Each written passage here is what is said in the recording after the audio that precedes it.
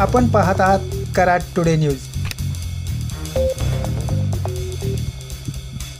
कराड ओगलेवाडी रोडवरील कृषी विभागाच्या जागेवर उद्या दुपारी पंतप्रधान नरेंद्र मोदी यांची सभा होत आहे। या सभेची तयारी अंतिम टप्प्यात आली असून सुमारे 2,500 पोलीस बंदोबस्तासाठी दाखल झाले आहेत। सभेच्या परिसरात 1.5 ते 2 किलोमीटर अंतरावर पोलीस बंदोबस्त ठेवला जाणार आहे। सभेदरम्यान कराड ओगलेवाडी रोडवरील वाहतूक बंद ठेवण्यात येणार आहे। दरम्यान सभास्थळावरील हेलिपॅड तसेच सभास्थळी कराड नगर परिषदेच्या आरोग्य विभागाच्या कर्मचाऱ्यांनी साफसफाई करून पावडर व औषध फवारणी केली आहे।